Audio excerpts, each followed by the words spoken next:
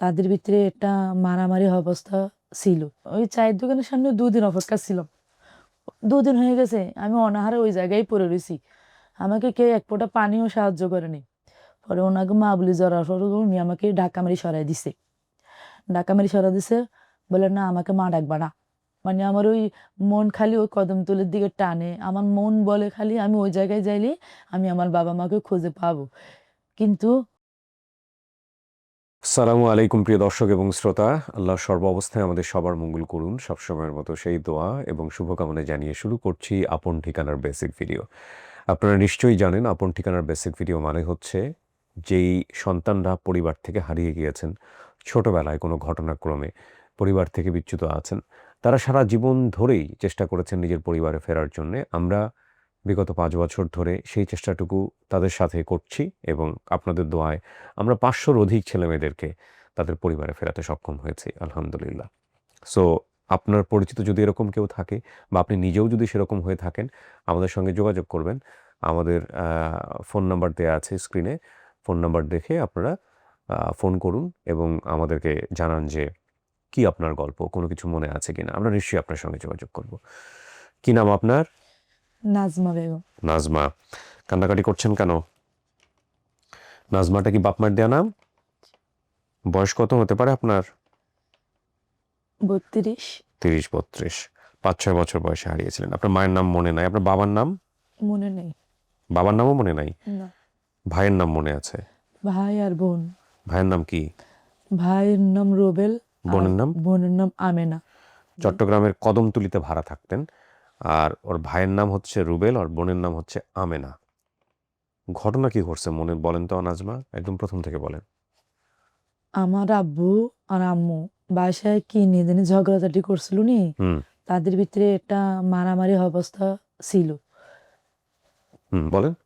তারপরে লাস্টে দেখতেছি জিনিসটা বেশি বাড়াবাড়ি হয়ে যাচ্ছে। হ্যাঁ। তখন আমার আপু আমাকে আর আমার ভাইকে কোলে নিয়ে ঘর থেকে বাইরে গেছে। তখন আমরা বেশিরভাগ খেলাধুলা করতাম, মানে কদমতলী যে রেল রাস্তাটা আছে না, ওখানে বেশিরভাগ আমরা খেলাধুলা করে ওখানেই বড় হয়েছি। মানে আমার যতটুকু মনে পড়ছে। পরে আমার আপু আমার ভাইকে কোলে নিয়ে, আমার ভাইয়ের বয়স 1 বছর, তারপরে আমার আপু হচ্ছে আমার বড়, আমি আপুর 2 বছরের ছোট। পরে আপু আর আমি তিনজনে রেল রাস্তায় চলে আসছি। পরে আমার ভাইটা কান্না করতেছে নি, আমার আপু আমার ভাইটাকে নিয়ে মানে সামনে একটু কোথায় জানি গেছে। তারপর আমি পিছনে ফিরে দেখি আমার আপু নাই। আমার আপুকে খোঁজার জন্য আমিও আর একটু সামনের দিকে আগাইছি।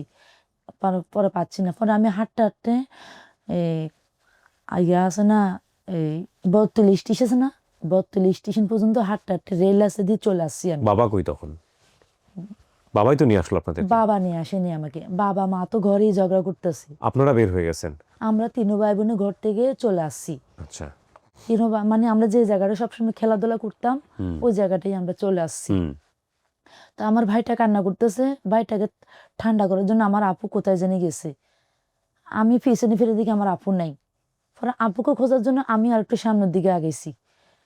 পরে আমি আপুকে পাচ্ছি না। পরে আমি হাঁটতে হাঁটতে ইয়া 42 স্টেশনের যে নতুন যে ইয়াটা আছে স্টেশনটা, ওখানে চলে আসছি। ওখানে চলে আসে আমি কান্না করতেছি, মানে আমি চারিদিকে ঘুরতেছি, আপুকে পাচ্ছি না। আমি তো আফু আফু করে কান্না করতেছি, পাচ্ছি না। পরে কোত্থেকে যেন একটা মহিলা আসছে, আমি ওনাকে আগে কি দেখছি বা চিনি আমি তা জানি না। একটা মহিলা আসছে, আসি বলে যে তুমি কোথায় যাবা, আমি বলছি আমার আফুর কাছে যাব। তাই বলো তো তোমার আফু কোথায়, আমি বলছি আমার আফু আমার ভাইকে নিয়ে কোথায় গেছে আমি জানি না। পরের কাছে ঠিক আছে তোমাদের বাসা নিয়ে যাবো তোমাকে। আমি ভাবছি উনি হয়তো আমার মা বাবাকে চিনে বা আমার বাসা চিনে, উনি আমাকে আমার বাসায় নিয়ে যাবে। পরে উনি আমাকে আমার এই হাতটা ধরে আমাকে এই ওই 42 স্টেশন থেকে আবার ইয়াতে নিয়েছে, রেসডি বাজার আছে না, রেসডি বাজার উজালা হোটেলের সামনে। হ্যাঁ, উনি আমাকে ওখানে দাঁড়া করাইছে। এই রেসডি বাজার উজালা হোটেলের সামনে আমাকে বলে তুমি এখানে বসো, আমি একটু আসতেছি, 5 মিনিটের ভিতরে চলে আসবো, তুমি এখানে দাঁড়াও। পরে আমি বলছি আচ্ছা। তখন আমার গায়ে মানে একটা সেন্টি গেঞ্জি পরা ছিল আর হাফ প্যান্ট পরা ছিল, পায়ে কোনো স্যান্ডেল ছিল না।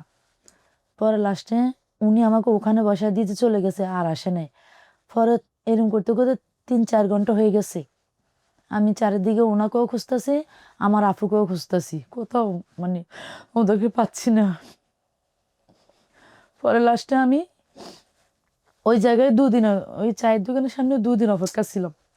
ওই দোকানের সামনে আমি দুদিন বসা ছিলাম, মানে আমার ধারণা ওই মহিলা আমাকে নিতে আসবে। হুম। দুদিন হয়ে গেছে, আমি অনাহারে ওই জায়গায় পড়ে রয়েছি, আমাকে কেউ এক ফোঁটা পানিও সাহায্য করেনি, আমি ওই জায়গায় পড়েছিলাম। তারপরেও আমি ওই স্থানটা ছাড়ি নেই, কেন আমার বিশ্বাস উনি আসবে। উনি যেহেতু আমাকে এখানে দাঁড়ায় করছে, তার মানে উনি আসবে, আমাকে হয়তো চিনে বা আমার মা বাবাকে হয়তো চিনে, কিন্তু উনি আসে নাই।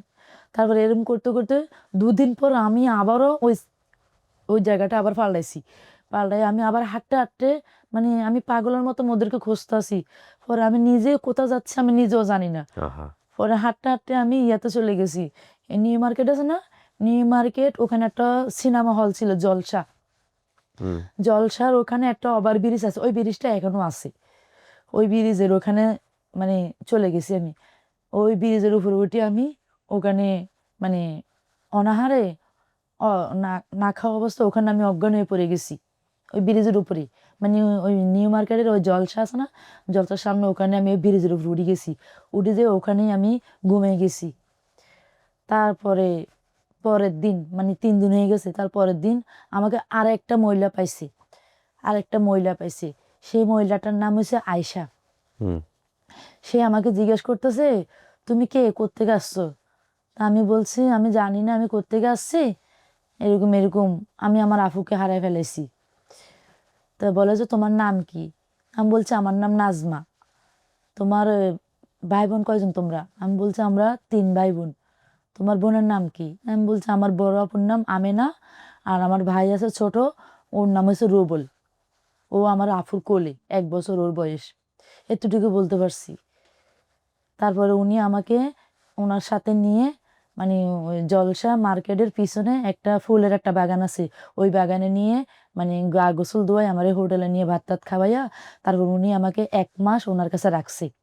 1 মাস, যাবতীয় 1 মাস ওনার কাছে রাখার পরে, তারপরে এই যে ফাইলে যার নাম লেখা আছে বাবা বেল্লাল হোসেন, হুম।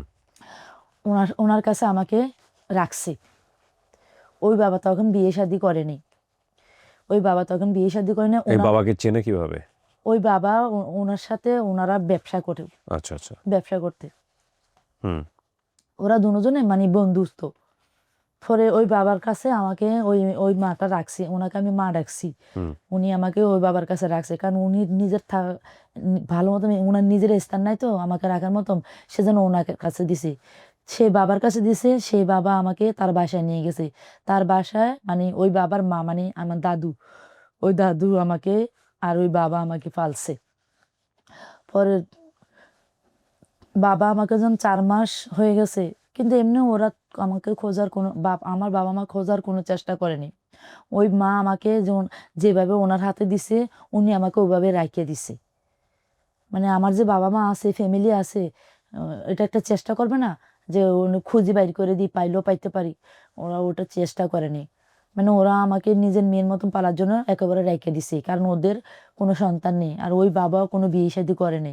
ওনার মাকে নিয়ে উনি ভাড়া ঘরে থাকে। পরে লাস্টে তার 3-4 মাস পরে ও বাবা বিয়ে করে। এই ফাইলে যার নাম লেখা আছে সে মায়ের নাম হয়েছে সুরেখা। হুম। ওনাকে বিয়ে করে, বিয়ে করার আনার পরে আমাকে, আমার দায়িত্ব ওর মাকে দেয় যে এটা আমার মেয়ে, আজ থেকে তোমারও মেয়ে, তুমি ওনার দায়িত্ব নিবা। আমি ছাড়া ওর আর কেউ নেই, আজ থেকে তুমি ওর মা। পরে আমাকে বলছে তুমি ওকে মা ডাকিও। আমার দাদুও বলছে তোমার এটা তোমার নতুন মা, তুমি মা ডাকিও। পরে আমি ওনাকে মা বলে জড়াই ধরছি।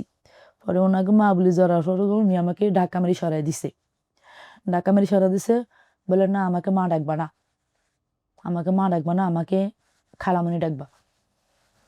তা আমি তো ছোট মানুষ, যা বলছে তাই মানে মানছি, বুঝি নাই ততটা। তো পরে ওরা ওরা আবার স্বামী স্ত্রী ঝগড়াবাজি গেছে, কেন তুমি ওকে সরাই দিছে কেন?